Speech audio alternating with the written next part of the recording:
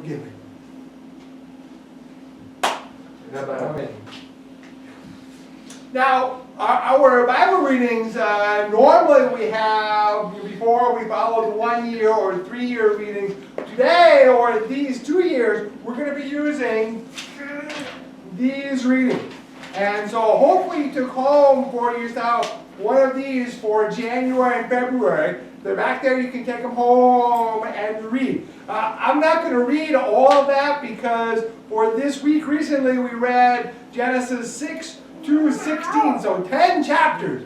If I were to sign all 10 chapters, wow, we'd be here a long time to sign all 10 chapter.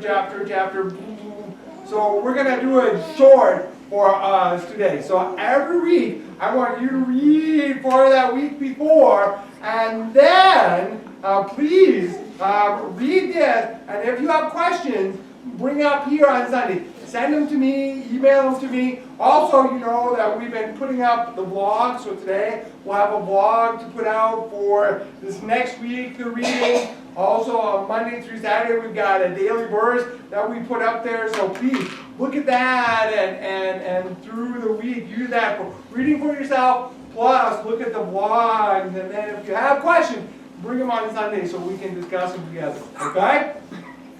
Any questions? Any questions? All right. So today, we're going to actually start off with the Genesis, the first, chapters 1 and 2. You know what happened in Genesis chapter 1 and 2?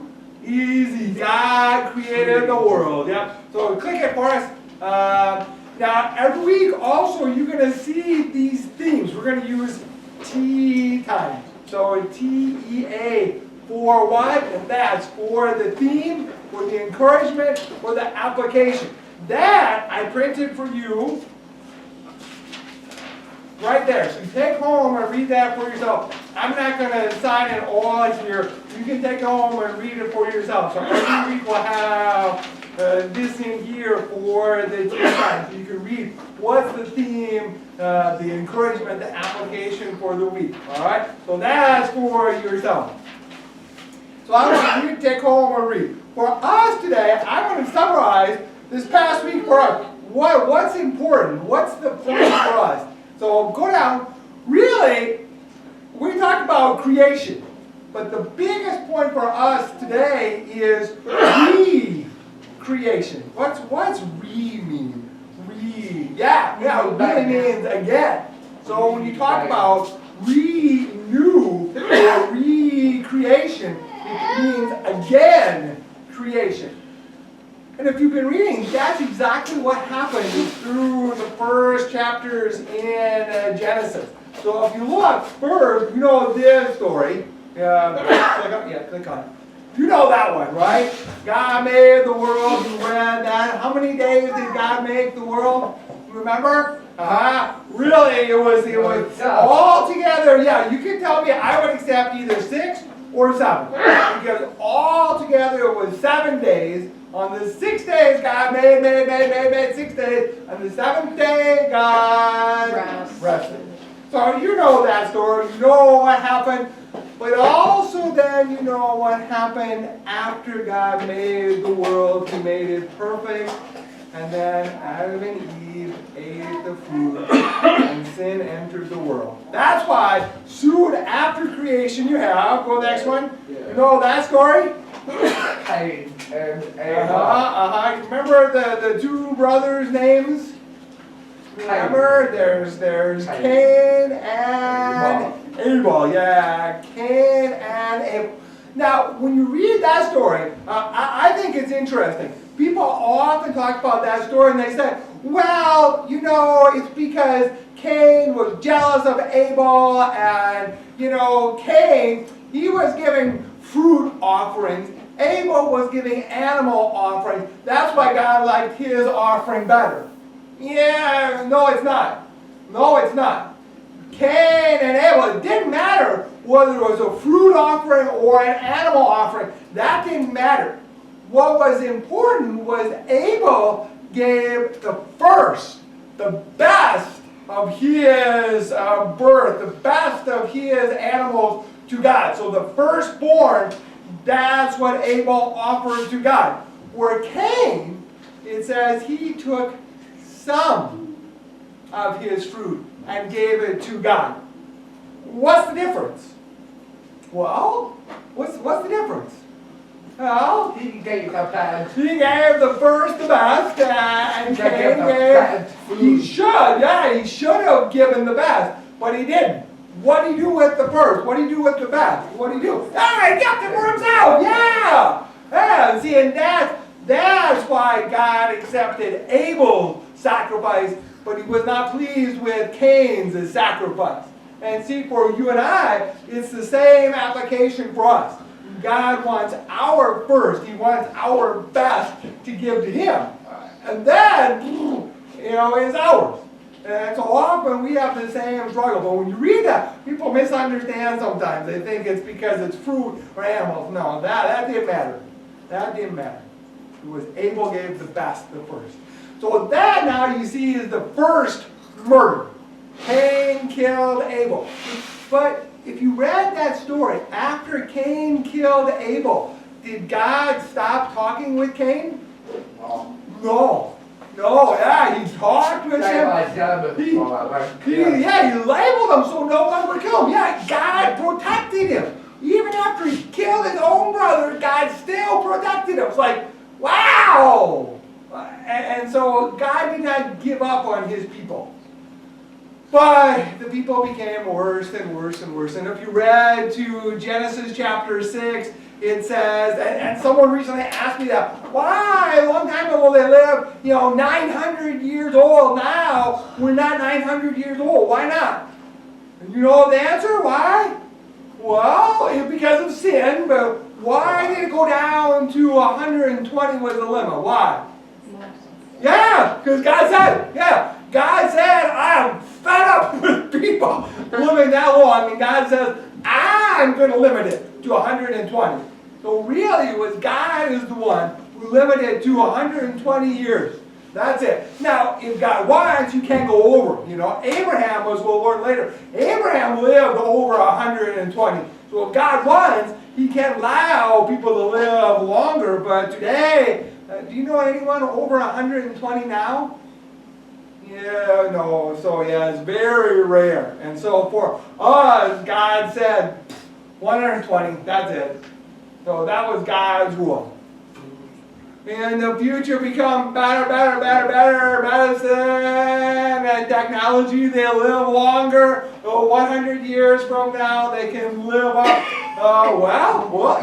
We can always find ways to cheat God. We can always find ways to try to cheat God. But I think it's interesting. People had the medicines and things like that, but still, we still have people become deaf. We still have people become sick. We still have people. So you're right. Will it change in the future? Maybe. But is that what God wants? You think when people, if they change technology and they live to be 200 years, will they stop sinning? Will they stop sinning when they're 200 years old? Will they stop sinning? No. And that's the problem. The sin won't stop. It won't, no. Alright, yeah, forever, right. And that's why it became worse and worse and worse again. So what God do? God sent the flood. And that's what you and I read recently in chapter 7 and 8. We read about Noah and his family and the flood. And this picture, Pastor Palmer really loves this picture. You know why? Because it shows the babies. Because it shows the babies. Well, but yeah, it shows the babies died. Because often people, God wouldn't do that. God wouldn't, punish the babies. God wouldn't. Yes, God does. Babies have sin also. And God does punish all people. Wow. Now, was this destruction or is that recreation? Recreating something. Well, she says it's both. Well, see, and that's interesting. When you're recreating something, what happens to the old one? It's destroyed. Yeah, it's destroyed. So when something is made new, it means the old one is gone. And that's what happened with the flood. God said, I know I made the world. It got messed up. And so now I'm going to destroy it. I'm going to make a new one. I'm going to remake it again. And you know, that's what happened. I'm hoping soon we're going to be able to go to see the boat they're making in Kentucky. They're building the real ark. They're finished. I want to see that. That's what I'm hoping to go and see the ark, see what a picture of what it looked like. Now, you and I talked a little bit. That time, Noah, did they have metal tools back then? Or was it stone or what? See, you and I, if you read in Genesis chapter 5, it says they knew how to make metal tools. They had already, saws and hammers, metal ones, bronze and iron. They already had those tools way back then. People think, oh, it's like the stone axes and things. No. Noah already had. So when he made the ark, they had iron tools. Already had. The Lord? What?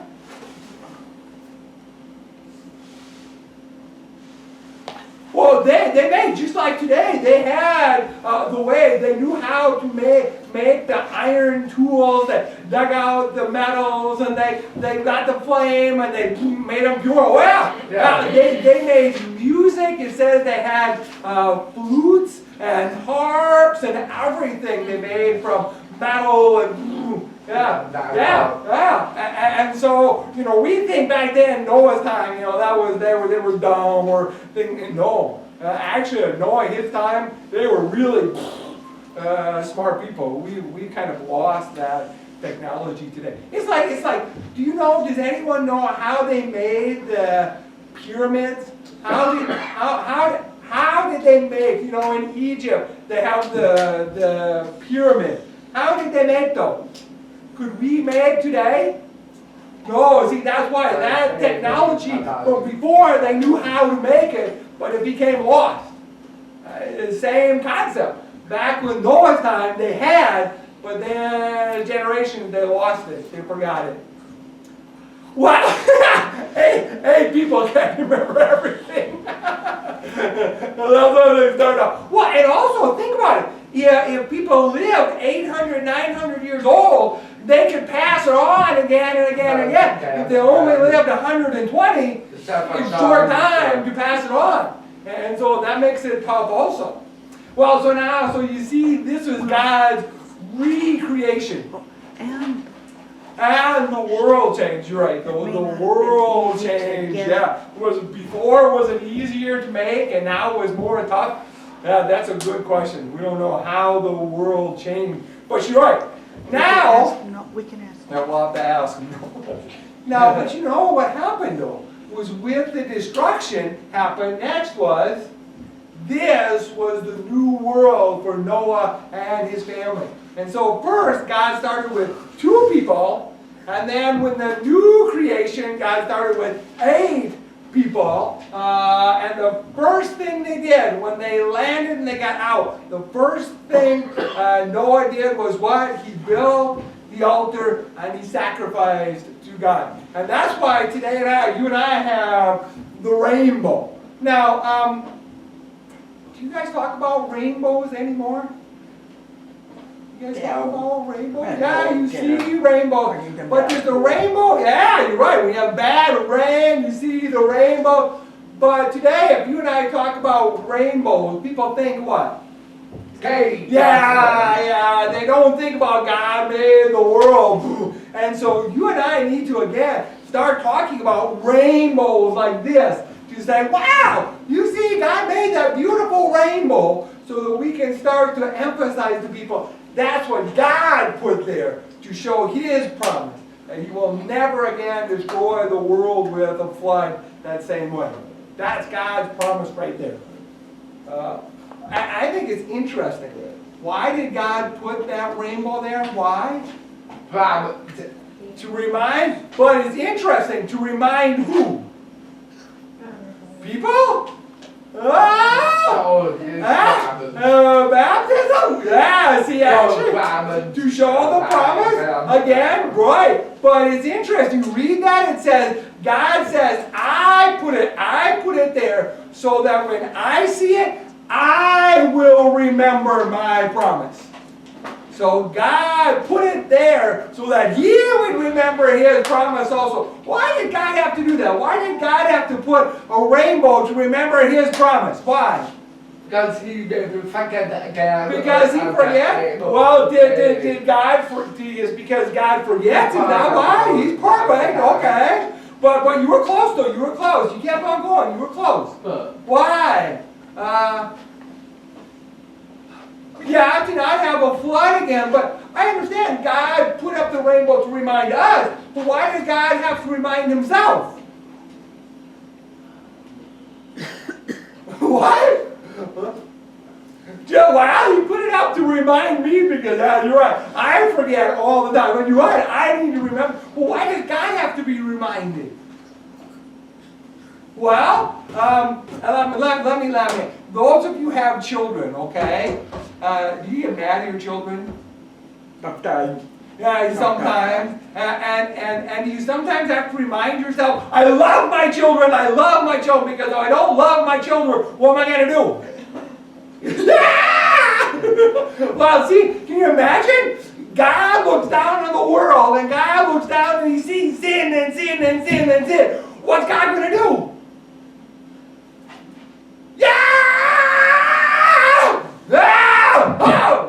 These children!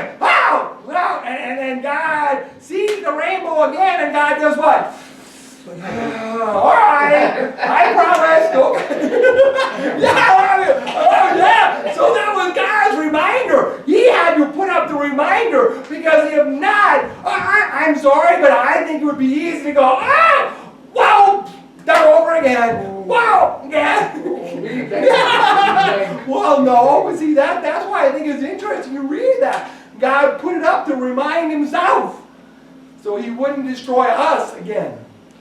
Thank God He did that. Thank God He puts a reminder for Himself so He doesn't destroy us again. All right, next one now. Now, but again, after the flood, what happened again? They built the Tower of Babel. Now, often people misunderstand this one also. People think God was mad with them. Why? They think God was mad because they wanted to build the tower. They wanted to touch heaven. They wanted to make a name for themselves. That's all true. That's what they wanted to do. But that's not exactly why God was mad. Do you remember God? Yeah, God was mad because they stayed in the same place. After the flood, God told Noah, told his family, what do? You guys spread out and take over the whole world. You guys spread out, but those people, they built the tower. They wanted to make a name. Why? And it specifically says, so we will not be spread over. And so they were specifically, when they built that tower, they were going, you want us to go off? Boing! Oh, God was happy with that? No. And that's why God came down and God said, you know, if you are not going to spread out like I told you to spread out, I'm going to do what? I'm going to spread you out. And I would love to discuss that sometime, you know. God changed their languages, but it says that God spread them out. Now, does that mean that God slowly, you know, moved and moved and moved and they moved? Or, yeah, if you remember in the New Testament, remember the story of Philip with the guy from Ethiopia. Is that Philip came on, saw the chariot, God sent him to go meet the guy with the chair. They sat down, they talked, and Philip taught him about Jesus, and he became baptized right away. But then after Philip baptized him, what happened to Philip? God, boom, and then it says he popped up over here, or God, whoop, whoop, ow, ow. Is that what God did for the Tower of Babel? Did God take those people and go, whoop, doing, whoop, doing, whoop, doing, whoop, doing? Yeah, I think it's interesting. You see that tower? You know, if you go to most of the areas of the world, the one thing you will see is pyramid. Almost every area has pyramids. Why? Because here also here in Illinois. In Illinois we have pyramids here. Oh yeah, you know that? Yeah, Illinois had pyramids here. Yeah. And Lake Mills, they have one under. Oh, see, I didn't know that one. Wow. Watch on TV. In Lake Mills, they have underwater. Wow, see, that's a new one for me. Wow. But yeah, here in America, we have pyramids also. And so when people were spread over, what they do? They built again the same thing. It's like, Okay, so now people again and again and again. And so God made it good. Then he had to make it new again with the flood. God made it new, and then people, what they do, they messed it up again. So God, what did he do again? He had to make it new again. So next one down, God picked this one guy named Abram. And God came down and said, I'm going to bless you. I'm going to make your name awesome. You are going to be a blessing all over, and that's why you see that picture. God told them, you see the stars? Your family is going to be the same as those stars.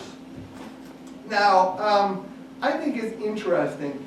Abraham was there. He had a wife, had no children. He lived way over there, and God said, now, I want you to move. Because Abraham himself worshipped idols.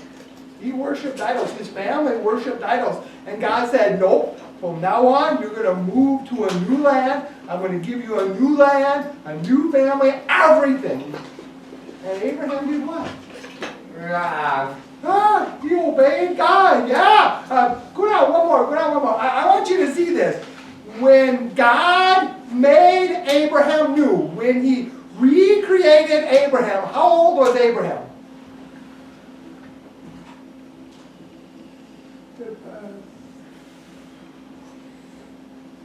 When God said you're going to give up your family, you're going to leave it all there, you're going to take your wife, and you're going to travel to a new land, you're 75 years old. You willing to do that? God says, Ron Colda, you're going to move now. You're going to give up your house, you give up your job, you give up everything, move to a new land. You willing?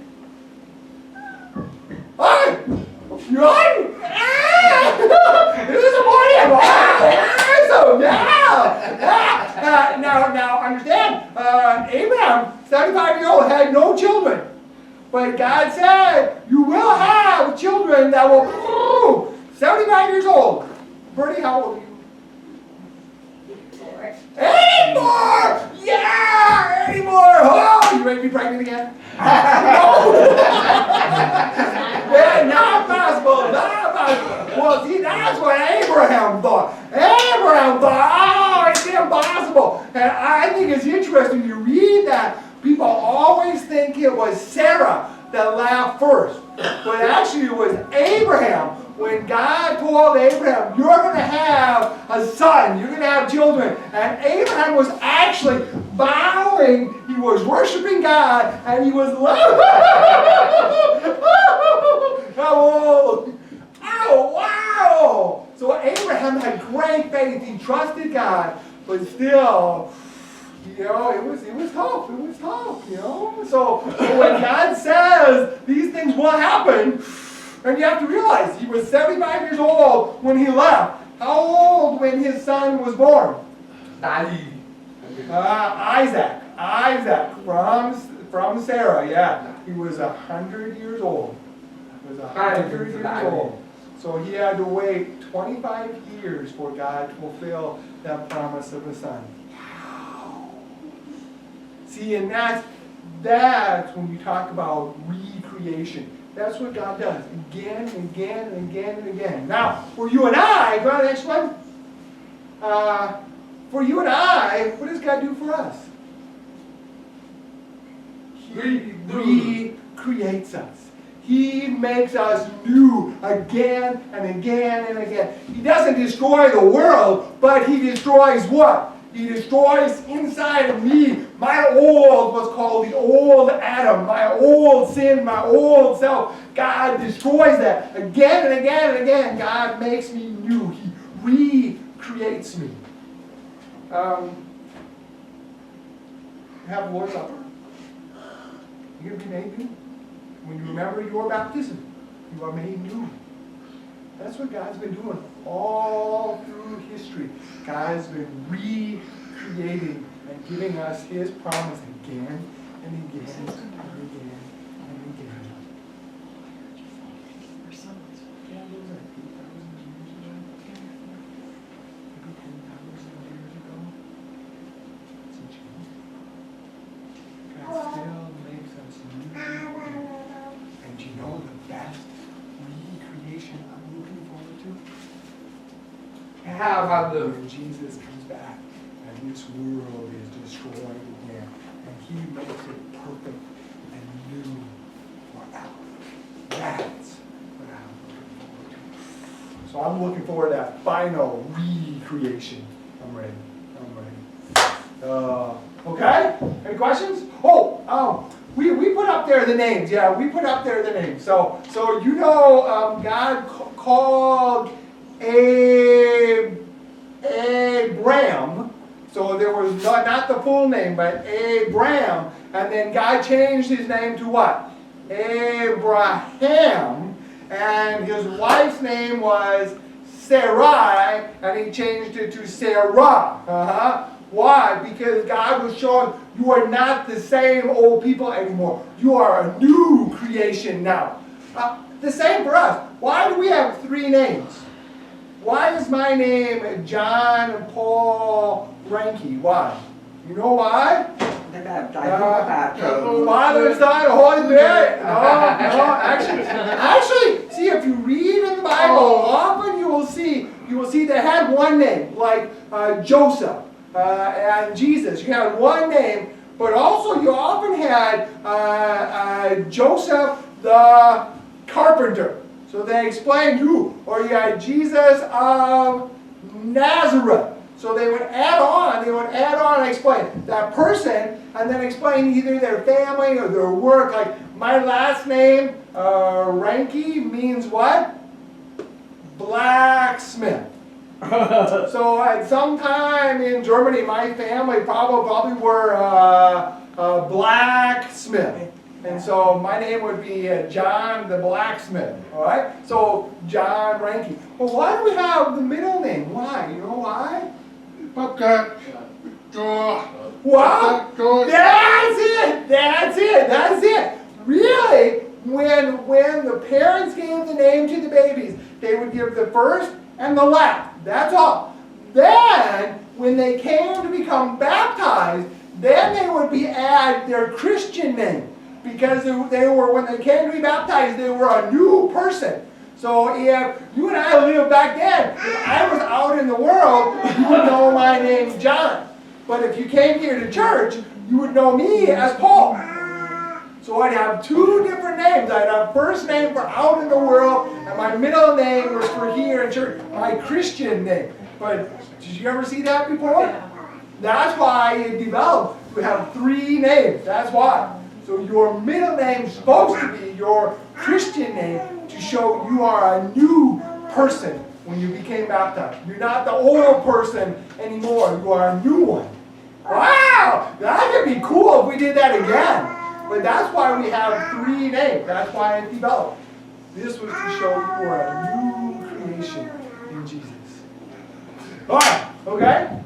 Yeah, well, today we put in, my grandma's name or my family's name is put there. They don't think of this like for baptism. They don't. No, today the idea of why it started has been lost. We don't practice that anymore. I wish we could go back to emphasize. I wish we could. When start? That's a great question. It was in the Middle Ages. Before that, I'd have to look back when exactly it started to happen. It's a good one. I'll put that down. I'll research that one so you can do that. Oh yeah. Oh, Martin Luther was before. It was before that. Oh yeah. Oh yeah.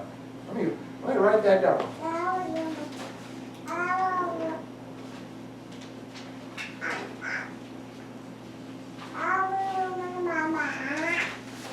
Okay, I will put that down so that we can research it. I like those research. When did that start? I don't know. It was 1,000, 1,200. That's a good question. I'll find out. Okay. All right. So now you know the readings for. So this next week, when you're reading, you're going to read a lot of great stories about Abraham, Isaac, and Jacob, but you're going to see a lot of family problems. Yeah, a lot of family struggles and conflict that happened. So you will see that their families, Abraham's family, his children, sometimes they did some terrible things. They really did, yeah. So when you read this week, you're going to see family relationships. Okay? All right. So let's go to prayer, shall we? Lord, thank you for recreating or creating again the world again and again.